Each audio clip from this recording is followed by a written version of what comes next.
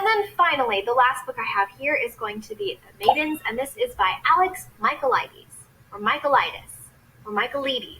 This is by Alex. This is another book that I recommend if you are a person who loves very twisted endings, if you are a person who loves really, really great shocks and plot twists in books.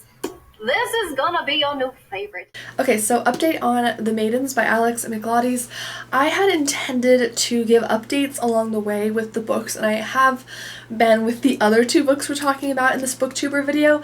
However, this book I read in one sitting because I couldn't stop because it was so incredibly thrilling. So on one hand, that's amazing. This was definitely a really good winning recommendation. So I'm really excited that I took her recommendation on this because wow, this, thrillers are a newer genre for me. I've read multiple Lucy Foley thrillers this year, really enjoyed them.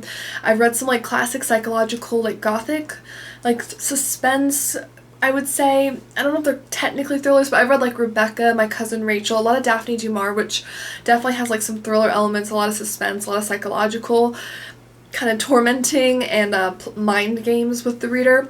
But this is the year I've really been getting into thrillers, and I haven't read anything by this. I know his first book, The Silent Patient, was a massive hit. I am planning on going back and reading that one. So essentially The Maidens takes place with, like, it has all these dark academia vibes. Greek tragedies are like woven throughout it. I will say I feel like the author kind of spouted off a lot about Greek tragedies, like to an excess. Like it kind of felt like a little bit of a show-offy move, like look at all these things I know about. I don't know, it felt like a little too much for me. I did mostly call the ending. I was pretty pleased with myself. I had guessed the who. The why was a little bit off, but mostly there. Like I had most of it down, so I was actually pretty pleased with that. The ending and the reveal for this was so suspenseful. I read this in one evening. Like I was planning on reading like maybe up to 100 pages, which is about a little less than a third of the book last night before bed, and I couldn't put it down. I actually had to ask my husband to like postpone the thing we were going to watch last night so that I could keep reading this because I was like, I can't go to bed, I need to know. So I will say overall I give this like a strong 4. I feel like there were some issues with the wrap up where I felt like a couple of the subplots didn't really get addressed. This isn't a spoilery, this isn't including any spoilers, so I won't name any specifics, but I do feel like there were a few subplots that were fairly minor that were either like kind of unnecessary or didn't really get wrapped up. I think they were included as like red herrings, but then they didn't feel satisfying because they weren't the best red herrings, and then they didn't have their own like conclusions for those like subplots, so I felt like a little let down by that. But overall I thought this was really good. The main character in this, Mariana, who is a therapist, I have to say that I think she's an awful therapist, not just to her patients, but like you'd think she'd take some of that, all of these like skills and advanced knowledge she's learned over the years and apply it in her own life. And I don't know, I guess I can believe it though, because I have met people who do something professionally but then in their own life they don't use those same skills because maybe they kind of are emotionally spent, or exhausted doing that skill during their workday, and then by the time they get home, they don't kind of turn it off. So I could see like a therapist who maybe uses their emotional skills and like analyzing during the day with their clients, but then when it comes to their personal life kind of shuts it off. I guess I could see it. Like I know I saw some negative reviews that really had an issue with the main character, and I don't think she's my favorite character by far of a thriller that I've read. However, I thought she was fun enough to follow along. She was definitely a bit of a bumbling sleuth in my opinion. She was really dead set on one character from the beginning, which is kind of how the book starts. But overall, I really enjoyed this. Like, I would say in terms of entertainment value, 5 stars for entertainment, but like 3 stars for execution, so I'm kind of giving it like a 4-star in the middle, because in terms of just pure enjoyment, like it definitely was a strong rating. I couldn't put this down. I was in a bit of a slump the past few days, like just kind of like emotionally like kind of burnt out with life and work and stuff, and so to really be sucked in by this last night was the perfect like cure for what I needed. So this was absolutely an entertaining read. If you're looking for a very twisty thriller, as this book claims it is, I thought it was entertaining. And I do feel like one criticism was that some people felt like there weren't enough clues throughout it. I personally was able to guess who did it, and pretty solidly come to like a good why for why they did it. So I felt like there was enough foreshadowing. I don't think it was like super overt, but I'm really just looking for entertainment when I'm reading a thriller. That's like the first thing I'm looking for, is just I want to be sucked in. I want a page turner. I want to just be obsessed with what I'm reading, basically. And this did it for me. So I would recommend it if you're looking for a dark adult thriller, if you like Greek tragedies, Greek references, it's centered on Cambridge, if you like dark academia, if you like a psychological twisty thriller, I think this is good. I liked it, so definitely would recommend. Really enjoyed it. I will actually give you multiple updates on the other books. This one it was thrilling. I couldn't put it down. Absolute fun. So she's got one of my all-time favorite series, which is the Witchcraft series, and then she's also got the Magic Potion series, which, as the title suggests, also kind of has witchy vibes. And so I really like the way that she handles magic in her books.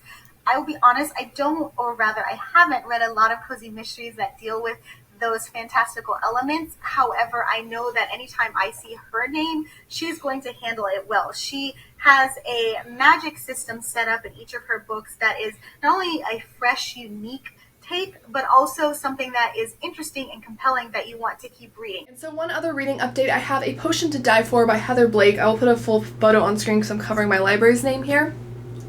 And this was recommended by Spencer of Intentionally Bookish. Again, I will have all the links for the specific channels I'm talking about and the video that they recommended the book in that I'm reading for this self-inflicted challenge. And I love Spencer's channel. I feel like she has so many great cozy mystery recommendations. She also talks a lot about romance books and novels, so if you're into that genre, which I'm not as much into, I'm definitely a cozy mystery fan though. And I love watching her mystery videos, and I thought this would be a fun one to read because she talks about a lot of authors that I'm already familiar with, that I'm already reading, and I have not read anything from Heather Blake, and I don't read a lot of supernatural cozy mysteries. It's a little bit more outside my comfort zone when it comes to cozies, but I thought with the impending fall season and Halloween, it'd be nice to maybe read a few more supernatural ones, see what I think. I've had kind of very hit or miss experiences so far with like the 3 or 4 that I have read.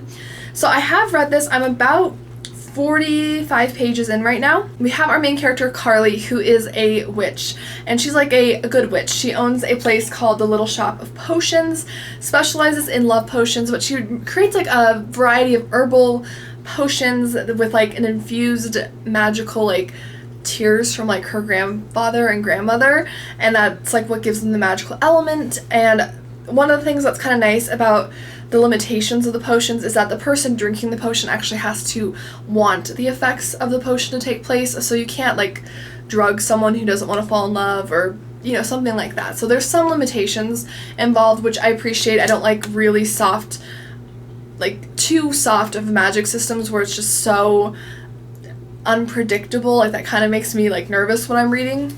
So far I'm really enjoying learning about her family, and because the family has magic all throughout it. She also has a cousin like Delilah who is also running a competing shop. However, they focus in like hexes and like dark magic, like voodoo. So that's kind of interesting. I'm hoping there'll be more of her further on in the book because she was a really interesting character. But essentially a man has been found dead in her shop clutching one of her potion bottles.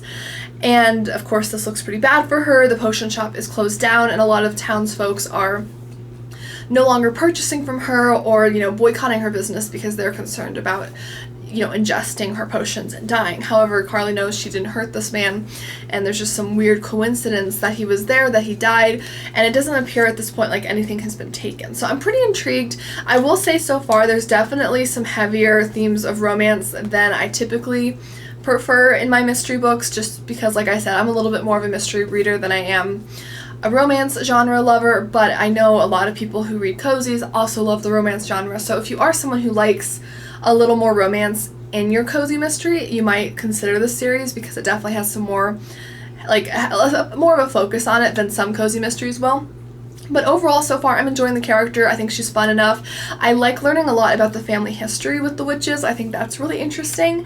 And I'm intrigued to learn more about the potions and kind of see what she does to figure out what exactly has been going on. Hi guys, welcome back. So today I'm doing another reading update on how I'm doing reading some of my favorite booktubers' book recommendations that I found through their videos. So let's go ahead and start with A Potion to Die For from Heather Blake. I've already finished The Maidens, which you saw in a previous update. I couldn't put it down, but this one has been really fun for me. So I actually started off in the first 100 pages or so of this, which was about 300 pages in total. So Spencer's recommendation from Intentionally Bookish.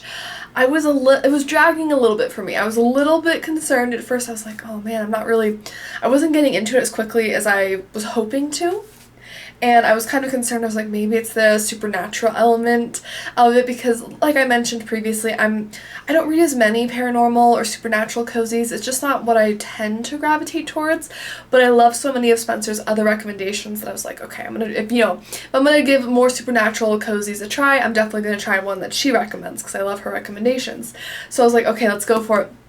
This has really been picking up. I am currently on I'm about 220 pages in. I have about 80 or so pages left of the cozy. This was picking up for me last night, like around 150. Like, I just started speeding through this. Like, it's really been gripping. There's been more action. I feel like it's really getting in its groove.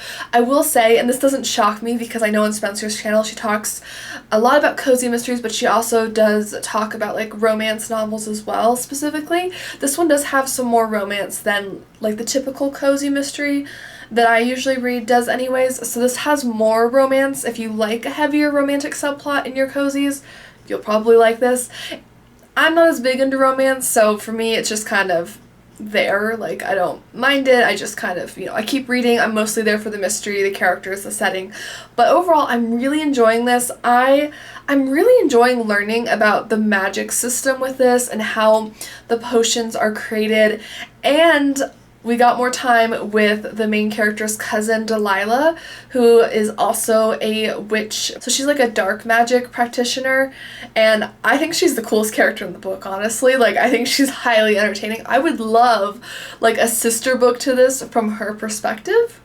That would be really fun. And not that Carolina isn't a fun character, she is, but I would love one from Delilah, like kind of a more of an anti-hero book. That would be really fun. I mean, it probably wouldn't be a cozy mystery because I don't really see her running off to go solve mysteries. She's not nearly as, sweet and kind-hearted as Carolina is, but I think it'd be fun to have a book from her perspective, or even like a short story or novella. I think that'd be fun.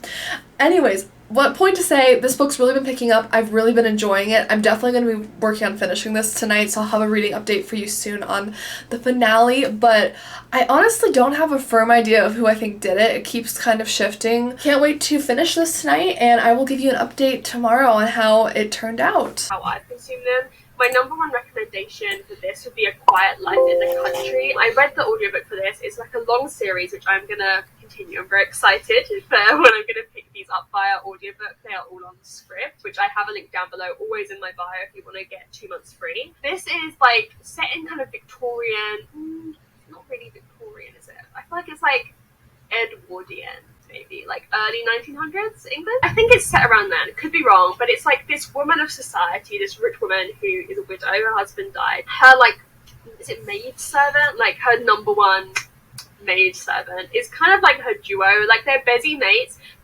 Well, you don't need to discuss like power imbalance and all of that. But they're like best friends, and they go on these adventures together, or they did before this book. So there's constant reference to them like getting kidnapped, and they've moved to the country for a quiet life in the country. Okay, and so the other one that I just barely started was Meg's recommendation, and this is A Quiet Life in the Country by T.E. Kinsey. This is the Lady Hardcastle mystery series. This is a historical fiction cozy mystery. This is one of Meg with... I always want to say Meg in the books, Megwithbooks, her recommendations on her channels. This is one that she talks about rather frequently, so I wanted to select this as the option.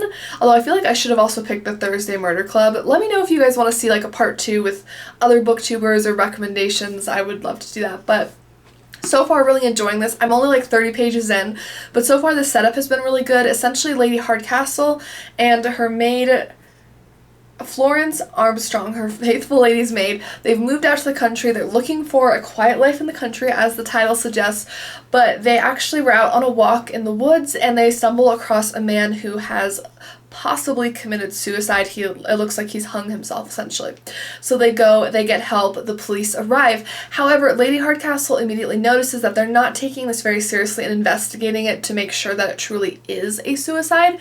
And while they're at the crime scene, that they stumbled upon, she points out a few things that kind of indicate that this doesn't quite look like like this man hung himself, because like I think one of them was that he's like way off the ground, like it would have been very difficult for him to get himself up to the like where he fell, I guess. So anyways, she starts to kind of probe at the police a little bit and be like, hey, like, I don't know if this is really suicide, maybe you should consider this. And she does it in a very very coy way. She kind of slides it in there so that she's not ruffling their feathers, hurting their egos or anything, which I really like. I think she seems like a very clever character so far. And her relationship with Florence Armstrong, her maid, is really priceless. I love them so far. Later on, what has happened is that the police come and visit her again, and they're kind of asking her for some more advice, and I think she'll get more involved in the case from there. So far, I'm really liking this. It has a really nice reading style. Beautiful descriptions. I feel like I can really picture everything happening. The scenery is beautiful. I love the country setting, and I'm really excited to see where this goes. It kind of has a little bit of a golden age mystery feel to me, which I'm all for, and I love historical fiction, so this is great. So far, I don't have anything bad to say about this. I'm enjoying it. Not that far into it, but so far so good, and I will give you guys an update on these tomorrow. I just finished the second short story in this Lady Hardcastle mystery book, and it was even better than the first one. I loved the first one. I think it was really great at setting up the characters, the banter, all of it was great. But the second one takes place in the circus, and I personally love a mystery that takes place in kind of an ironic setting, like somewhere that you would normally go to have fun, because I think it makes it like extra suspenseful. Like think, the Scooby-Doo episode with Charlie the Robot in Foul Play in Funland, and it's where the gang is like investigating at this amusement park where you're supposed to have fun, and it's really creepy because it's all dark and it's being haunted by this robot and stuff. So I think that is such a fun play on things. So the fact that the second one was set in a circus was amazing. It also involved one of Lady Hardcastle and Armstrong's old friends who they hadn't seen in a while, so that was kind of fun to learn a little bit more about their past history. It sounds like they've been solving mysteries for a really long time, so I'm interested to learn more. It looks like the third one is called The Case of the Missing Case, which sees a musician murdered at a country house party, but once again, all is not as it seems, and our heroines work with the Bristol police to solve the murder before the trail goes cold. I couldn't imagine this like going any better. The second one was amazing, absolutely incredible. Loved the first one, but the second one just wow. Fantastic mystery, loved the setting, everything about it was great. So I'll see you in the next check-in. Hi guys, last update for this vlog. So I just finished The Quiet Life in the Country. I didn't finish it on the last time you saw me. I'm dressed differently, but I did finish this last night and I really enjoyed it. So the book is split into 4 short stories, and I would say that story 2 was my favorite because it was set at the circus. That was just so much fun. However, story 1 and 4 were also very good. The third one was good and had some interesting bits to it, but it was just a little slower for me. Like something about it was like it lagged a little bit. Out of the 3 books that I read for this reading vlog, all from different YouTubers and booktubers that I really love, and different recommendations they have on their channel that are within the mystery and thriller genre, this was my favorite of the 3. However, they were all really good, I have to say. So A Potion to Die For was the supernatural cozy mystery recommended by Spencer. She talks about this author quite a bit on her channel, and like I said before, I will link all of the people I'm talking about as well as the specific video that they mention the book I read in this vlog in the description down below if you want to check them out. I highly recommend their channels. I love all of them. This one I really liked. For a supernatural cozy mystery especially, this was really good. I give it like a 3.5 to 4 stars. I feel like it really picked up after like the first third of the book. The first third or so of the book was a little bit slower for me, but after that it quickly picked up. It does have a little bit heavier of a romantic subplot than what I typically go for. However, that makes sense because Spencer's channel, she talks a lot about cozy mysteries as well as romance novels, so that doesn't shock me. And I thought it was really fun. I loved the magical element. I really liked the potion concept and how the potions could never force someone to, like, you had to be willing when you take the potion for the results to happen. So I really liked that because it kind of keeps the magic in touch, so it's not going too crazy basically. And yeah, I really enjoyed this. This was a fun, like, spooky read. I do want to see if there's more books like this. from this series at my library. I know some of you also recommended the Wishcraft mystery series by Heather Blake, so that one sounded really interesting as well. I checked that one out. I think it involves like sisters as the protagonists and witches, of course, as the name would suggest. So I'm really excited. I'm going to check that out. I did enjoy this. I would definitely consider reading more from the series. Then we had The Maidens, which I did return to the library, but that one, super good. I would give that a 4 stars. I'd say it took me a while to kind of process my thoughts on that because it was such a fast-paced, shocking thriller in so many ways. I liked it. I know some people, you know, I feel like it got very hit or miss reviews on YouTube from what I've seen, but I really liked it. I thought it was really fun. I loved the Greek theme to it. I loved that it was set on a campus. I think the protagonist is very flawed as a person and in a very dark period of her life because she is grieving her husband, like the loss of her husband. So I feel like that really plays into the book and like her decision making and her thinking and stuff just because she's in this dark place, and I thought it was really good. I'd recommend it. I enjoyed it. I'm going to check out more. I know the author wrote The Silent Patient, which is even more well regarded, so I do have that on my TBR list now because I did really enjoy that one. It was definitely thrilling. There were some subplots I feel like didn't quite get wrapped up, which was my biggest complaint. But overall, I really enjoyed it. Like, it did what I want for a thriller, which is be a highly entertaining, like, I can't put it down read. And I read that book in less than 24 hours. So I think that, to me, that's a good sign that, yes, that definitely was a very thrilling read. And then lastly, Meg's recommendation, A Quiet Life in the Country. This is the first in the Lady Hardcastle mystery series. I have already put the second book in this series on hold because I loved it. So I have it on hold with my library. I feel like from what I was reading with the description of the second book, it sounded like the second book might just be a full-length novel instead of the short story setup. So I'm kind of curious about that because it didn't sound like there was 4 stories in it. I'll see when I get it, but I'm really excited for this. This was fun. Historical fiction, cozy mysteries. That out of the 3 I picked, this was probably like the safest choice. I knew it combines 2 of my favorite genres, historical fiction and cozy mysteries. This was so much fun. I feel like the plots in this were really well thought out, but my favorite part was Lady Hardcastle and her maid Flo Armstrong. Their banter is hilarious. They're like the funnest friends. I love how they can both get different types of information out of people because, you know, being a maid, she can blend into situations better and like go to places that Lady Hardcastle wouldn't be able to go to without attracting a lot of attention, whereas Lady Hardcastle can, you know, talk to other people who are like aristocrats and stuff or demand more respect from people because of her position, which kind of helps her get more information. The last short story in this really explained their past because they've been together for 14 years as companions, and that was just amazing to hear about their past together and also to learn more about the murder of Lady Hardcastle's husband and stuff. So I loved this. This is, out of the 3, the one that I loved the most. This was 5 stars, but the other 2 were solid 3.5 to 4 stars. So basically, I guess picking these 3 YouTubers as some of my favorites and testing out some reads from them, clearly we have some similar taste here. So thank you guys so much for watching this. Please let me know down below, what booktubers do you really enjoy? Have you ever, you know, tried like a couple of their books and seen, like, put them to the test really?